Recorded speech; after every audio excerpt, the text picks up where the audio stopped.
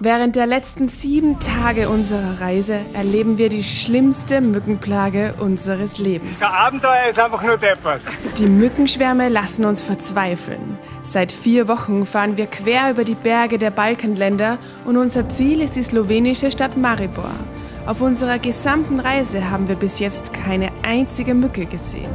Doch ausgerechnet auf den letzten 500 Kilometern werden wir in den Wahnsinn getrieben.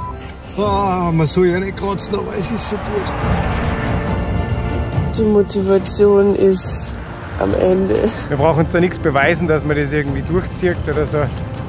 Wir konnten ja nicht ahnen, dass ausgerechnet Mücken am Balkan zu unserer größten Herausforderung werden. 7 Tage ohne Unterkunft, bis wir daheim sind. Kein Problem, passt. Yay! Wir sind in Kroatien und in 7 Tagen soll unsere Balkanreise in Slowenien enden.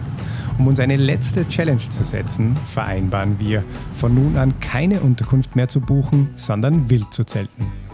Der Haken an der Sache: Wir ahnen noch nicht, dass wir nur wenige Stunden später ein Mückengebiet erreichen. Wow, so sehr uns das jetzt auch gefreut, dass wir da so entlang der Donau eigentlich fahren. So grauenvoll ist es gerade mit den Gößen. Boah, es sind so viele Mücken da. Und man fährt jetzt immer wieder einen Hügel runter und dann einen Hügel rauf. Hügel runter ist natürlich gut, weil man schnell ist. Aber Hügel rauf, wir werden gerade so zerstochen. Und unser Plan ist eigentlich heute an der Donau zu campen. Boah, wir sind echt gespannt, wie das wird. Boah, mich juckt es überall. Boah. Wir sind nur wenige Kilometer vor Vukovar und wir konnten jetzt einfach nach Vukovar fahren und unser Zimmer nehmen und hätten die ganze Plage da nicht mehr. Aber haben wir seit heute am Vormittag noch gesagt, wir wollen jetzt ohne Unterkunft auskommen, zwecks des Abenteuers. Hier Ich muss sagen, es ist wirklich, ich finde es eigentlich saudumm, dass wir das jetzt als Abenteuer sehen, die von 1 Million Gößen zerstechen zu lassen. Aber naja. Ja, da haben wir uns jetzt aber eingelegt. Ja. Schauen wir mal, ob wir das hinkriegen, ohne dass wir dabei, ich weiß nicht, Ich verzweifeln. habe schon so viel Blut verloren. Ich weiß nicht, ob ich es überlebt. den Tag noch überlebe.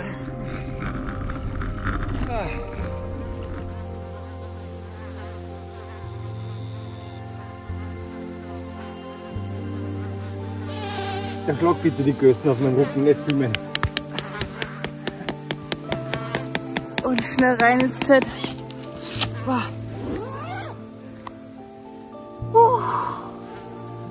Wow. Da drin ist ruhig. Oh. Wow. So. Genau in der Situation frisst es den Reißverschluss rein.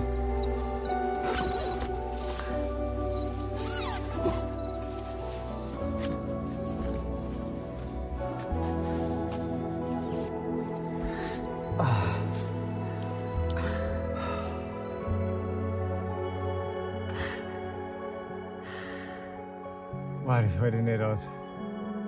Im Zelt beruhigt sich die Lage, aber wir können keinen Schritt vor das Zelt wagen. Weder zum Pinkeln noch zum Duschen. Wir versuchen schon seit Tagen eine Gelegenheit zu finden, euch einmal zu zeigen, wie wir am Abend unsere Wäsche waschen, wenn wir zetteln. Weil für uns ist es ganz wichtig, dass wir jeden Abend die Radhose waschen, beziehungsweise jeden zweiten, weil wir haben ja 2 Stück dabei und dass man immer frische anhat. Unsere Radbekleidung, die haben wir von der österreichischen Sportbekleidungsfirma Löffler. Sie produzieren 70% ihrer benötigten Stoffe in Oberösterreich und wir haben auf unseren Reisen insbesondere ihre Kleidung aus Merino-Wolle und Lyocell sehr zu schätzen gelernt.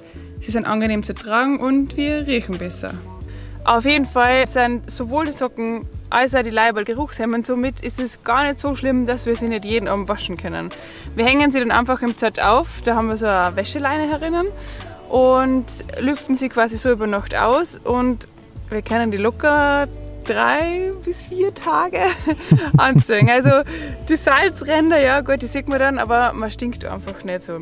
Der Reini, der fährt ganz gern mit den Nicht-Merino-Socken. Die stinken ein bisschen mehr. Die stinken ein bisschen mehr.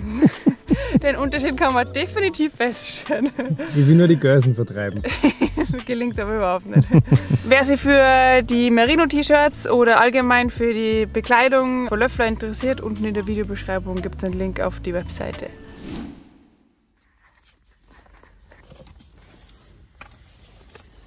Morgen. Wir haben ganz gut geschlafen und Reini schaut jetzt einmal, ob die ganzen Saufratzen noch aktiv sind in der Früh.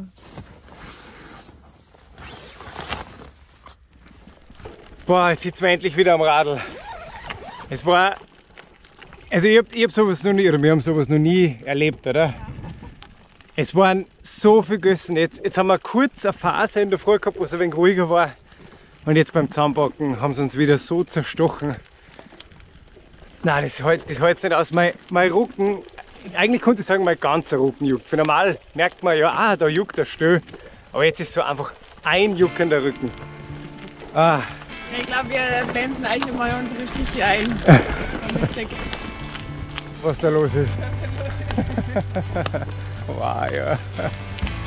Furchtbar. Jetzt schnell Radl fahren, dass die Viecher nicht mit uns mitkommen. Untertags können wir ziemlich mückenfrei und damit sorglos Radfahren. Wir folgen zuerst dem berühmten Donauradweg, der uns an der kroatisch-serbischen Grenze entlang führt. Hier gibt es weit und breit keine Höhenmeter und wir können ordentlich Kilometer spulen, wenn da nicht ab und zu ein Hindernis warten würde. Es ist echt so herrlich. Jetzt haben wir einen perfekten Radlweg gehabt, die letzten 10, 20 Kilometer fast. Und der Radlweg hat jetzt noch die Straßen gekreuzt, war alles super markiert. Und dann auf einmal führt der Radlweg jetzt mitten in der Viertel rein, hört einfach auf. Ist sogar wunderschön mit so einem Randstor, Ende der Pfeil zeigt ins Maisviertel rein. Es ist einfach herrlich. Zum Glück brauchen wir einfach nur den Anweisungen auf unserem Fahrradnavi folgen. Auf dem Gerät wird uns unsere geplante Route angezeigt, die uns heute zum Trauradweg führt. Doch der Trauradweg entpuppt sich an dieser Stelle als unschöne Bundesstraße mit Schwerverkehr. Jetzt haben wir so eine Situation, wo wir echt kurz davor sind, dass wir ein Stückchen mit dem Zug überbrücken oder dass wir jetzt wahrscheinlich die Route ein bisschen umplanen und dafür längere Strecken in Kauf nehmen. Es ist da jetzt eine Bundesstraße und die ist so schmal und es fahren so viele LKWs da. Und die überholen zum Teil wahnsinnig gefährlich und das ist eigentlich das, auf das wir überhaupt keinen Bock haben. Wir brauchen uns da nichts beweisen, dass man das irgendwie durchzieht oder so. Deswegen schauen wir, dass wir jetzt eine Alternative finden, die was ein bisschen entspannter ist, würde ich sagen. Jetzt haben wir 5-mal wieder hin und her geplant. Hauptsache wir kommen an dieser Straße da hinter uns aus. Jetzt ist der Plan, wir fahren gleich im nächsten Ort rüber auf die ungarische Grenze und fahren in Ungarn dem Eurovelo 13 entlang. Wir hoffen einfach, dass es mehr Genuss ist, weil wie man jetzt im Hintergrund die ganze Zeit gesehen hat, das macht einfach keinen Spaß. Ja. Auf nach Ungarn. Jetzt kommen wir nur nach Ungarn, wie geil, das haben wir gar nicht vorgehabt. Mit Ungarn erreichen wir das 8. Land auf unserer Tour. Die Route führt einfach auf der anderen Seite der Trau entlang, aber eben ohne Autos, ohne Schwerverkehr und ohne Bundesstraße. Untertags auch ohne Mücken. Die perfekte Wahl, um ordentlich Kilometer zu kurbeln. Schließlich müssen wir jetzt jeden Tag über 100 Kilometer fahren, um wie geplant in Maribor anzukommen.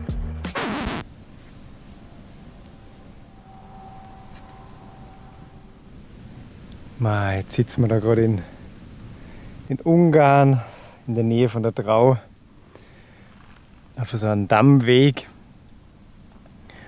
Und ja, was soll man sagen? Vor 5 Minuten haben wir noch gesagt, wow, wir fühlen uns so stark und fit und jetzt haben wir 90 Kilometer oder was gefahren heute und da geht noch locker was. Wir fühlen uns so frisch und gut und es läuft heute.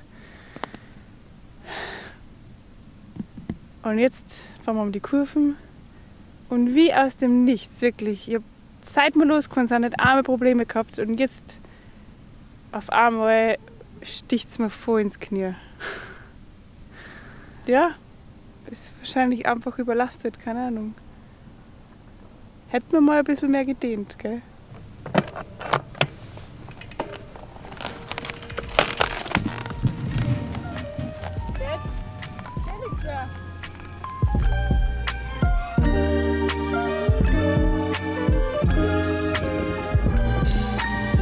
Wir haben jetzt einen Zeltplatz gefunden, die Sonne geht gerade unter. Wir bauen jetzt gleich das Zelt auf, so schnell wie möglich, damit wir reinschlupfen können und von diesen Abermillionen Gelsen sicher sind.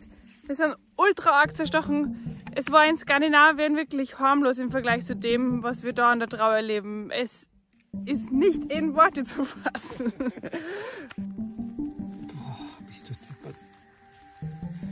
Oh, man soll ja nicht kratzen, aber es ist so gut.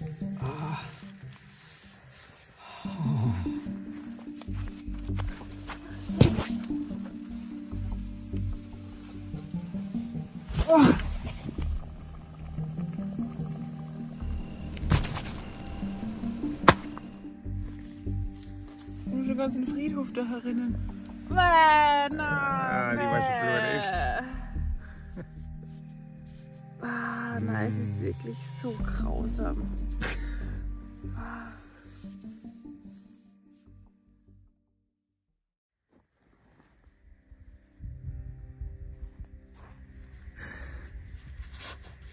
Bist glücklich? Ja, so fein. Keine Gelsen mehr da. Du bist nur das Außenzelt, aber dann ist ein Schwarm weggeflogen. Aber jetzt scheint die Sonne schon voll her. Und das taugt ja offensichtlich nicht. Wow, jetzt ist es richtig entspannt. Ehrlich, ja.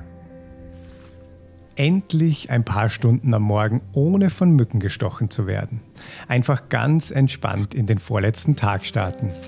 In diesem Moment sind wir ein bisschen stolz. Trotz der anhaltenden Mückenplage unsere selbst auferlegte Challenge, ohne Unterkunft bis ans Ziel zu kommen, noch nicht aufgegeben zu haben.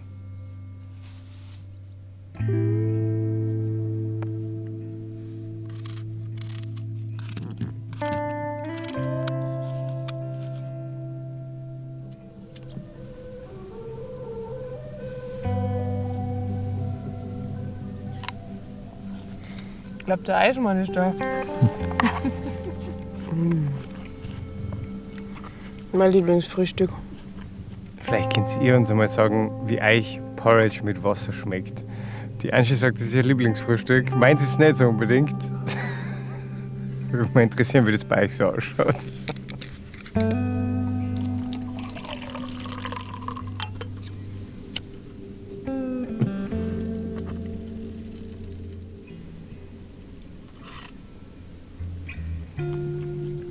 Jetzt, wenn die Güssen weg sind, ist echt so friedlich da. Mhm. Der perfekte Platz. Ja, doch.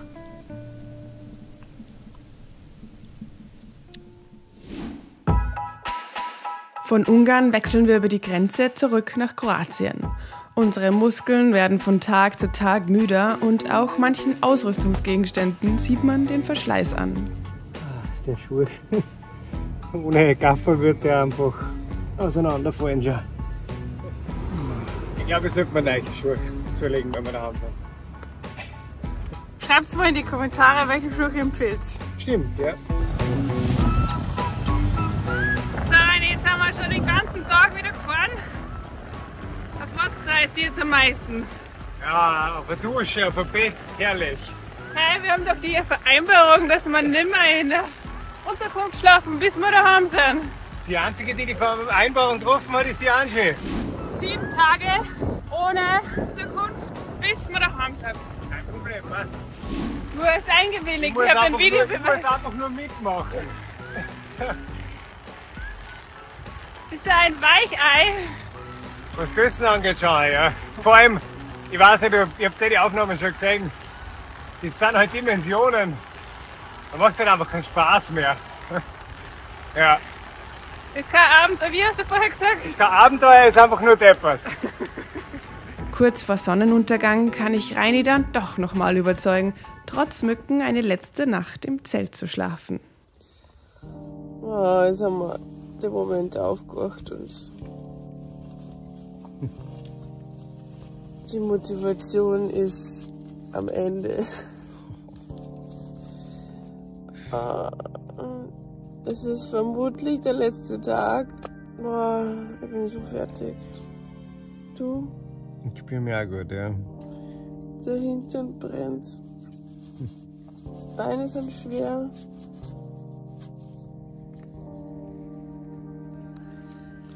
So, die Motivation ist zurück. Auf Instagram haben wir euch ja erzählt, dass wir gerade diese Challenge uns selbst auferlegt haben, die letzten Tage nimmer in einer Unterkunft zu schlafen. Kurze Zeit später wurden wir dann von Gelsen attackiert. Der Reini wollte dann unbedingt in eine Unterkunft gehen, um uns von den Gelsen zu schützen. Und ich habe gesagt, blöd, weil wir haben leider gerade uns das vereinbart, dass wir die nächsten 7 Tage nicht mehr in einer Unterkunft schlafen. Geht nicht. Und Reini seine Meinung war, das hat nichts mehr mit Abenteuer zu tun, das ist einfach nur deppert. Und wir haben auf Instagram euch abstimmen lassen, was ihr dazu sagt. Wenn man sich was ausmacht, dann bleibt man selber im Plan. Oder so wie der Reini, das hat nichts mit Abenteuer zu tun, sondern das ist einfach nur deppert, wenn man sich bei den Gelsenmengen keine Unterkunft nimmt. Ihr habt alle Reini recht gegeben. Ja, deswegen gibt es wahrscheinlich heute am Abend in Maribor Unterkunft. Folgt uns gerne auf Instagram, wenn ihr bei solchen Abstimmungen mitreden wollt. Heute geben wir alles. Wenn wir die 130 Kilometer schaffen, war das unsere letzte Nacht im Zelt und somit das Ende der Mückenplage. Wir sind von oben bis unten mit Stichen übersät.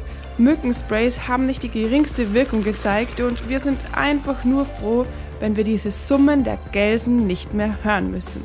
Die Gedanken an das Ende der Mückenplage heben unsere Stimmung enorm. Unser letzter Tag in Kroatien.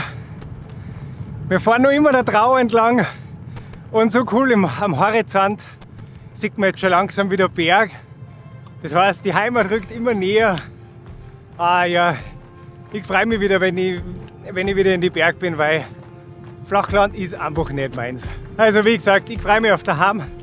5 Wochen waren wir jetzt unterwegs und hat riesen Spaß gemacht, unsere Balkan-Tour. Und naja, ein paar Kilometer sind es jetzt noch. Auf den letzten 104 Kilometer nach Maribor lassen wir unsere Gedanken schweifen.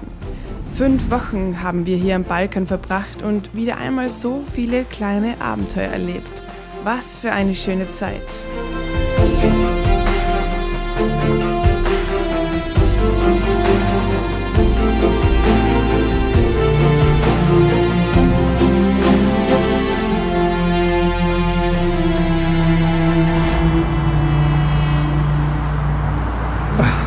Yay!